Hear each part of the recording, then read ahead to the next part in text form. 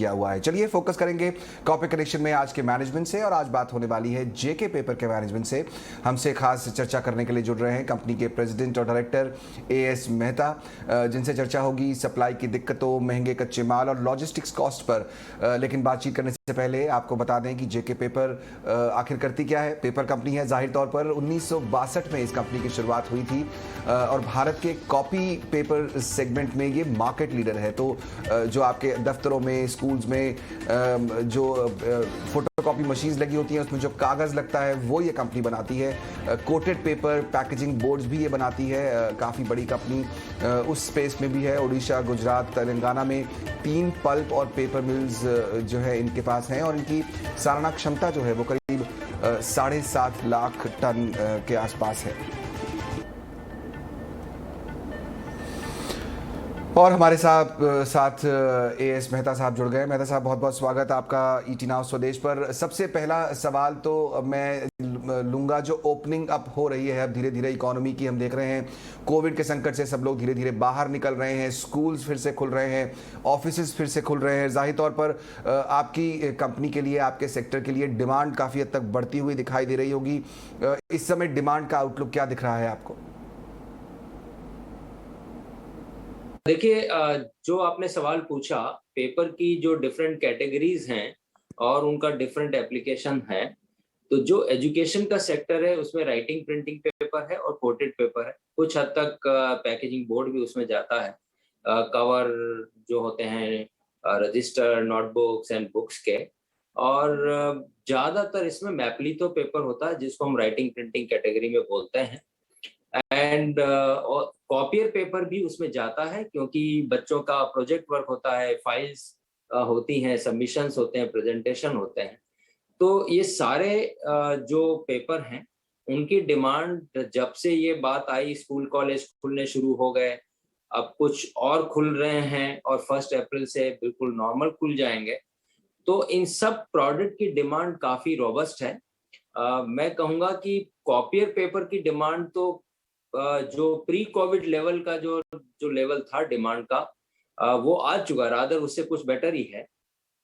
Writing printing का जहाँ तक सवाल है, जो प्रिंटिंग का पेपर है जिसको मैपली तो हम ज़्यादा बोलते हैं, उसकी डिमांड काफ़ी ड्रॉप हो चुकी थी पहले। वो मैं ये कहूँगा कि 90-95% प्री कोविड लेवल पे आ चुकी है। और आने वाले समय में भी ये डिमांड अच्छी रहेगी, क्योंकि न्यू एजुकेशन पॉलिसी अब इम्प्लीमेंट होएगी अगले सेशन से, तो ऐसा लगता है। तो उसके लिए भी प्रिंटिंग का काम काफ़ी चालू होगा, तो उसकी डिमांड भी अच्छी है। जहाँ तक पैकेजिंग बोर्ड का सवाल है, जो pharma sector, food sector, FMCG sector में ज़्यादा जाता है, उसकी डिमांड पहले भी बहुत कम नहीं हुई, काफ़ी ठीक रही, और अब तो उसकी काफ़ी डिमांड आ रही है। और पर्टिकुलरली फूड सेक्टर में फूड डिलीवरी आइटम जो प्लास्टिक को रिप्लेस कर रही हैं, उसकी डिमांड बहुत रॉबस्ट है। इनफैक्ट हम इतनी सप्लाई नहीं कर पा रहे जितनी डिमांड फूड आइटम्स के लिए जो बोर्ड की रिक्वायरमेंट आ रही है। तो काफ़ी रॉबस्ट डिमांड।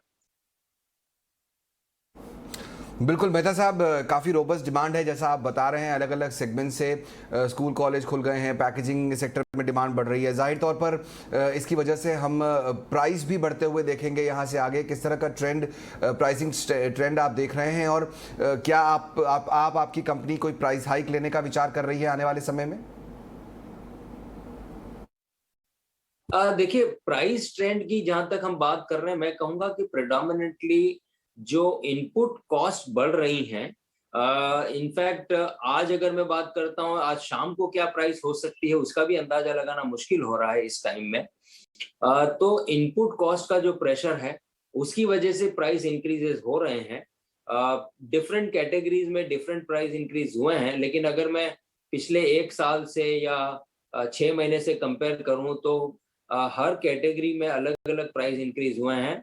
वो 10% से लगा करके 15-20% तक प्राइस इंक्रीज हुए हैं। लेकिन इनपुट कॉस्ट बहुत बढ़ी है, पर्टिकुलरली कोल के प्राइस बहुत बढ़े हैं, पेट्रोलियम प्रोडक्ट के प्राइस बहुत बढ़े हैं, जो लेमिनेट्स है उसके कॉस्ट काफ़ी बढ़े हैं, पल्प के दाम बहुत बढ़े हैं ग्लोबली। तो जब इस तरह की इनपुट की आपकी कॉस्ट बढ़ेगी, तो आउटपुट प्राइस में तो इंक्रीज करना एक मजबूरी होगी, और वो प्राइस इंक्रीज हुए हैं। गोइंग फॉरवर्ड मुझे लगता है कि कुछ और प्राइस इंक्रीजेस करने पड़ेंगे, क्योंकि अभी भी कुछ जो इनपुट के कॉस्ट और बढ़ रहे हैं या ऐसा ट्रेंड लगता है, तो उसमें जहाँ जरूरत पड़ेगी वहाँ और प्राइस इंक्रीज किए जाए। बिल्कुल मेहता साहब, आप जो रॉ मटेरियल आपकी कंपनी इस्तेमाल करती है, कितना उसमें से आप इंपोर्ट करते हैं, अगर आप ये बता सकें, क्योंकि फ्रेट के कॉस्ट हम देख रहे हैं वो धीरे धीरे बढ़ते जा रहे हैं और काफ़ी हायर लेवल पर ही हैं फिलहाल। कितना इम्पैक्ट आपकी कंपनी पर पड़ता है इससे, और साथ ही साथ आपको लगता है कि ये जो प्रेशर है ये शॉर्ट टर्म में, नियर टर्म में कुछ कम हो सकता है? देखिए, हम जो इंपोर्ट करते हैं कुछ डायरेक्ट इंपोर्ट है हमारे पल्प के, जो हम पैकेजिंग बोर्ड के लिए इंपोर्ट करते हैं, क्योंकि वो पल्प हम यहाँ नहीं बनाते हैं, पर्टिकुलर ग्रेड का पल्प। उसके प्राइस जो $500-600 के लेवल पे थे, वो ऑलरेडी $800 के लेवल पे बैठे हुए हैं। तो आप अंदाज लगाइए, $500 से $800, मतलब ऑलमोस्ट 60% प्राइस इंक्रीज हो गया। और टॉप ऑफ इट की जब रूपी डॉलर का जो ट्रेंड था, जो 74-75 पर कांस्टेंट चल रहा था, वो आज 76-77 लेवल पे चल रहा है। तो वो एक बड़ा इम्पैक्ट पल्प प्राइस का आया। मुझे लगता है कि उनकी भी मजबूरी रही है पल्प प्राइस बढ़ाने की, क्योंकि उनकी एनर्जी कॉस्ट बहुत बड़ी होंगी। ये जो पल्प आता है ये यूरोपियन कंट्रीज से आता है, कुछ हद तक कनाडा से आता है। तो यूरोपियन कंट्रीज में तो गैस और एनर्जी के प्राइसेस बहुत बड़े हैं, तो वो भी एक फैक्टर उसमें है उनके प्राइस इंक्रीज में। और दूसरा, क्योंकि पैकेजिंग बोर्ड में ये पल्प लगता है और पैकेजिंग बोर्ड की डिमांड ग्लोबली बड़ी है, इंडिया में बड़ी है एक बात है, लेकिन ग्लोबली भी इसकी डिमांड बड़ी है, क्योंकि वहाँ भी फूड ग्रेड आइटम, फार्मास्यूटिकल, ये सेक्टर अच्छे चल ही रहे हैं, तो उसकी डिमांड भी बड़ी है, कॉस्ट भी बड़ी है, तो ये प्राइस इंक्रीज हुआ है। कुछ हद तक सॉफ्टनिंग हो सकती है अगर एनर्जी प्राइसेस कम होते हैं तो। वो एक आने वाले समय बताएगा कि किस तरह के प्राइस ट्रेंड रहते हैं, तब पता चलेगा। बिल्कुल मेहता साहब, जैसा आप कह रहे हैं कि ग्लोबली भी डिमांड बढ़ी है, और जो ताज़ा रिपोर्ट सामने आ रही है उसके हिसाब से पेपर की तो शॉर्टेज हो रही है ग्लोबली। तो मैं ये जानना चाहता हूं कि आप कौन से मेन फैक्टर्स को आइडेंटिफाई करते हैं, आपके हिसाब से कौन से वो बड़े फैक्टर्स हैं जिसकी वजह से हम ये कमी देख रहे हैं पेपर इंडस्ट्री में ऑल टुगेदर? क्या आपको लगता है कि जो जियोपॉलिटिकल टेंशन चल रही है फिलहाल, उसकी वजह से ये यहाँ से बढ़ती हुई दिखाई देंगी, जो चैलेंजेस हैं, परेशानियाँ हैं, वो बढ़ती हुई दिखाई देंगी? देखिए, पैकेजिंग पेपर की जो बात कर रहे हैं, प्रेडोमिनेटली इशू आ रहा है कि वेस्ट पेपर जो इंडिया में आता है और वेस्ट पेपर कलेक्शन जो होता है, एक तो ये पैंडेमिक की वजह से वेस्ट पेपर कलेक्शन के ऊपर इम्पैक्ट आया, क्योंकि जो कलेक्शन करते हैं लोग अवॉइड करते हैं कि लोग घरों में आए या पेपर ले जाएं, या लोग कुछ माइग्रेट भी हुए हैं जो कलेक्ट का काम करते हैं, तो वेस्ट पेपर का कलेक्शन इम्पैक्ट हुआ। इसके ऊपर दूसरा इम्पैक्ट सबसे बड़ा जो आया, वेस्ट पेपर जब इंपोर्ट होता है तो वो कंटेनर्स में आता है, और कंटेनर्स की अवेलेबिलिटी का मेजर इशू है, क्योंकि कंटेनर की अवेलेबिलिटी जो प्रायोरिटी सेक्टर के ट्रेड है, इंपोर्ट और एक्सपोर्ट, उसमें लग जाते हैं। तो कंटेनर की अवेलेबिलिटी इम्पैक्ट हुई है, तो वेस्ट पेपर के लिए कंटेनर कम मिल रहे हैं। दूसरा फैक्टर यह है कि फ्रेट एलिमेंट इस वेस्ट पेपर में जो होता था वो एक सब्सटेंशियली हो गया। वेस्ट पेपर इंडिया में करीब करीब 75 और $110 के ऊपर वेस्ट पेपर आया करता था। अब आज उसकी जगह 300 और $400, तो $300 तो खाली फ्रेट ही लगने लग गया कंटेनर में। तो फिर वेस्ट पेपर की प्राइस क्या लें? सो $300-350 इस तरह की प्राइस, और ऊपर से कंटेनर नहीं मिलते तो वेस्ट पेपर अवेलेबल नहीं हो रहा। इसकी वजह से पैकेजिंग पेपर की डिमांड और सप्लाई का जो मिसमैच हुआ है वो एक फैक्टर है। और कोई बहुत जल्दी ऐसा लगता नहीं है कि कंटेनर अवेलेबिलिटी बहुत आसानी से ठीक हो जाएंगी। एक फैक्टर और भी है, कंटेनर अवेलेबिलिटी कम होने का फैक्टर है कि जो पोर्ट के ऊपर हैंडलिंग होती है शिप की अनलोडिंग, और वो क्योंकि अवेलेबल नहीं है मैन पावर, कहीं ड्राइवर नहीं है, कहीं ऑपरेटर्स नहीं है, तो शिप का अनलोडिंग टाइम बढ़ गया, उसकी वजह से भी कंटेनर होल्ड अप बढ़ गया। तो ये कई फैक्टर हुए हैं जिसकी वजह से लॉजिस्टिक्स बड़ा डिसरप्ट हुआ है। जहां तक अभी रशिया यूक्रेन का सवाल है, इंडिया के ऊपर डायरेक्ट इम्पैक्ट तो क्रूड प्राइसेस का होगा, या कुछ जो इंपोर्ट होते हैं, कुछ पल्प का इंपोर्ट रशिया से होता है, उसके ऊपर कुछ इम्पैक्ट होगा। लेकिन बहुत साइजेबल इम्पैक्ट दूसरी चीजों का नहीं है। इम्पैक्ट एनर्जी प्राइसेस का जरूर इम्पैक्ट होगा, और उसका कैस्केडिंग इम्पैक्ट दूसरी जगह होगा। करेक्ट। एक आखिरी सवाल मेहता साहब, ये जानना चाहूंगा कि जो रॉ मटेरियल की कॉस्ट है वो भी धीरे धीरे बढ़ती हुई दिखाई दी है। आपने अभी बातचीत में इसका जिक्र भी किया। मैं जानना चाहता हूं कि आपको क्या लगता है, जिस तरह फ्यूल के प्राइसेस बढ़ रहे हैं, स्टार्च के प्राइसेस बढ़ रहे हैं, क्या ये लंबे समय तक रहने वाली है या कोई ट्रेंड रिवर्सल आप एक्सपेक्ट कर रहे हैं नियर फ्यूचर में? देखिए, जहां तक सप्लाई चेन का सवाल है, कंटेनर और ओशन फ्रेट का सवाल है, वो मुझे लगता है कि ये 2022 पूरा साल लग जाएगा इस सिचुएशन को नॉर्मलाइज होने में। तो ओशन फ्रेट और कंटेनर अवेलेबिलिटी तो एक इशू रहने वाला है। जहां तक पल्प प्राइसेस का सवाल है, हो सकता है 4-6 महीने में कुछ सॉफ्टनिंग हो इसकी, क्योंकि इस लेवल के ऊपर जो पल्प के प्राइसेस हैं वो सस्टेनेबल प्राइसेस नहीं लगते हैं कमर्शियली और लॉजिकली तो। लेकिन अगर एनर्जी की सिनेरियो यही रहता है तो पल्प प्राइसेस का रिवर्सल मुश्किल होगा। डिमांड रोबस्ट रहेगी इंडिया में, उसमें कोई डाउट नहीं है मुझे। और बाकी इनपुट कॉस्ट में मैं मानता हूं कि कोल की सप्लाईज कुछ बढ़ेंगी, कुछ बेहतर होगी, तो कोल प्राइसेस थोड़े से कम आने चाहिए। बहुत शुक्रिया मेहता साहब, समय निकालकर आज जीटी नाउ स्वदेश से बातचीत करने के लिए। यहाँ पर जेके पेपर के टॉप मैनेजमेंट हमें बताते हुए कि किस तरह से डिमांड धीरे धीरे बढ़ रही है पिछले कुछ समय में, और आने वाले समय में जो प्रेशर पॉइंट्स हैं वो बेसिकली रॉ मटेरियल हैं और फ्यूल प्राइसेस हैं। ये सब जो है इसकी वजह से प्रेशर कंपनी में बढ़ रहा है आज। लेकिन पेपर स्टॉक्स काफ़ी अच्छा कर रहे हैं। जेके पेपर ऊपर है करीब 12%। इस स्टॉक पर फंडामेंटल नजरिया क्या होना है चाहिए आपका? शाहिना मुकादम हमारे साथ हैं, उनसे हम बात करेंगे, लेकिन उससे पहले क्विकली एक बार चलते हैं। मेरी सहयोगी मानसी हमारे साथ जुड़ रही हैं और वो बताने वाली हैं अपडेट आपको कॉल ऑफ द डे का। मानसी, कौन कौन से कॉल्स आज लिए हमने हमारे एक्सपर्ट से और क्या अपडेट है आपके पास?